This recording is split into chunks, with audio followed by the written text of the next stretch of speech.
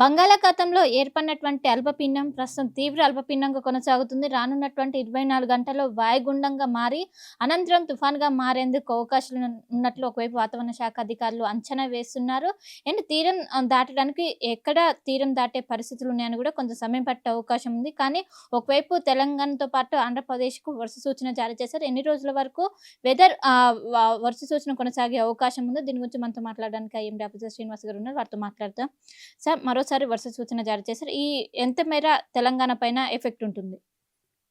మనకి 22 తారీఖు ఇటు అండమాన్ దీవులకి సమీపంలో మలక్కా స్ట్రెయిట్ ప్రాంతంలో అల్పపీడనం ఏర్పడింది.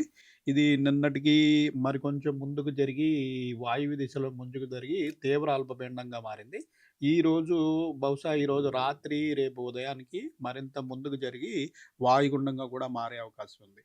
తర్వాత 48 గంటల్లో కూడా ఇది ఇటు వాయువ్య దిశలోనే ప్రయాణం చేసి తుఫానుగా కూడా మారే అవకాశం ఉంది.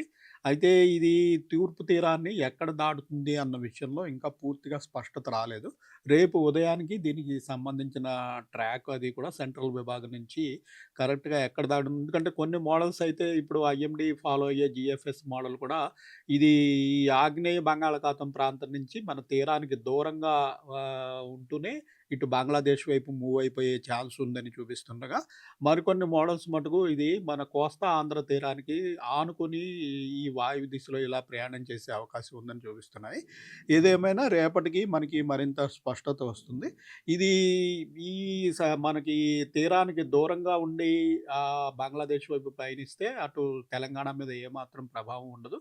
లేకంటే మన ఆంధ్ర తీరానికి ఆనుకుని వెళ్ళినట్టయితే మనకి ఈ రోజు నుంచి 5, 6, 7 తా రోజుల్లో మనకి తూర్పు తెలంగాణలోని ఖమ్మము, భద్రాచలము, ఇటు మహబూబాబాదు, నల్గొండ, సూర్యాపేట ఈ జిల్లాల్లో కొద్దిపాటి వర్షాలకి అవకాశం ఉంది.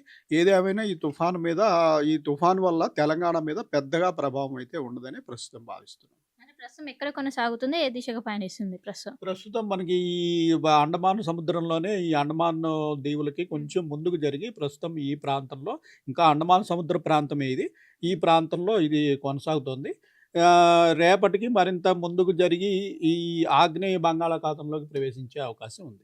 ప్రస్తుతం ఉష్ణోగ్రతలు ఏ విధంగా నమోదవుతున్నాయి? ఈ తుఫాను ఎఫెక్ట్ ఏమైనా పడిందా ఈ ఉష్ణోగ్రతల పైన? తుఫాను ఎఫెక్ట్ బాగా పడింది మనకి. ఎందుకంటే కిందటి వారం చూసుకున్నట్టయితే మనం చాలా లో temperatures, cold wave, severe cold wave situation మనకి 5-7 డిగ్రీల వరకు కూడా నార్మల్ నుంచి టెంపరేచర్‌లు బిలో వెళ్ళటం చూసాము. దీనికి కారణం మనకి సిస్టమ్స్ ఏమీ లేకుండా ఉండి క్లియర్ నైట్స్, క్లౌడ్‌లెస్ నైట్స్ ఉండి మనకి ఈ ఉత్తర భారతదేశం నుంచి చలిగాలులనేవి తెలంగాణలోకి ప్రవేశించడం వల్ల ముఖ్యంగా మనకి ఉత్తర తెలంగాణ, అలాగే పశ్చిమ తెలంగాణలో బాగా లో టెంపరేచర్‌లు రికార్డ్ అయ్యాయి. అయితే ఈ సిస్టమ్ యొక్క ప్రభావం వల్ల మనకి ప్రస్తుతం విండ్ ప్యాటర్న్ మారిపోయింది. మనకి ఈ ఉత్తర గాలులనేవి ప్రస్తుతం ఈ మధ్యప్రదేశ్ బార్డర్‌లో అక్కడి వరకు నిలిచిపోయాయి. ఇప్పుడు దక్షిణ భారతదేశం అంతా ఇంచుమించుగా మనకి తూర్పు గాలులొస్తున్నాయి. ఈ తూర్పు గాలుల వల్ల ఏమవుతుందంటే తేమ గాలులనేవి మనకి భూభాగం మీదకి ప్రవేశిస్తాయి. ఈ తేమ గాలుల వల్ల టెంపరేచర్ పెద్దగా పడదు. క్లౌడీనెస్ కూడా ఉంటుంది. రాత్రిళ్ళప్పుడు క్లౌడీనెస్ ఉంటుంది మనకి. అలాగే తేమ గాలులు ఉండటం వల్ల టెంపరేచర్‌లు పెరిగి మనకి ప్రస్తుతం టెంపరేచర్ చూసుకున్నట్టయితే 14-23 డిగ్రీల వరకు కనిష్ట టెంపరేచర్‌లున్నాయి. అలాగే మనకి మాక్సిమం టెంపరేచర్‌లు కూడా 28-33 డిగ్రీల వరకు ఉన్నాయి. దీనివల్ల మనం చూసాం మొన్నటి వరకు -5లో నార్మల్ నుంచి -5లో ఉన్నవి ఈరోజు +1 ఆర్ 2 అంటే ఇంచుమించు 5-7 డిగ్రీలు మనకి కనిష్ట ఉష్ణోగ్రతలు పెరగడం అయితే జరిగింది. అంటే ఎన్ని రోజుల వరకు ఇట్లా ఉంటుంది? ఈ సిస్టమ్ ప్రభావం మరొక 4, 5 రోజులు ఇది ఈ బంగాళాఖాతంలో మూవ్ అయినంత సేపు మనకి ఈ తూర్పు గాలులే ఉంటాయి. ఇంచుమించుగా ఈ నెలాఖరు 1, 2 తారీఖులకి మళ్ళీ మనకి ఇటు ఉత్తర భారతదేశం నుంచి గాలుల ప్యాటర్న్ అనేది మారడం జరుగుతుంది. సో, ఫస్ట్ వీక్ నుంచి మళ్ళీ మనకి టెంపరేచర్ ఫాల్ అవ్వటం గ్రాడ్యుయల్‌గా జరుగుతుంది. సో, మొత్తం మీద ఏదైతే బంగాళాఖాతంలో ఏర్పడినటువంటి అల్పపీడనం ప్రస్తుతం తీవ్ర అల్పపీడనంగా కొనసాగుతుంది. రానున్నటువంటి 48 గంటల్లో వాయుగుండంగా మారుతుంది. కానీ ఒకవైపు తుఫాన్‌గా మారితే అది ఏ దిశగా కొనసాగే అవకాశం ఉంది? ఎక్కడ తీరం దాటేది ప్రస్తుతం స్పష్టత రాలేదు. రేపు దానిపైన పూర్తి స్థాయిలో స్పష్టత వచ్చే అవకాశం ఉంది. ఖచ్చితంగా ఒకవైపు ఆంధ్రప్రదేశ్ దగ్గర తీరం దాటితే ఇటు తెలంగాణ పైన ఎఫెక్ట్ ఉంటది. కానీ అటు ఏదైతే బంగాళాఖాతం దగ్గర తీరం దాటితే దాని ఎఫెక్ట్ అంత మేర ఉండదు.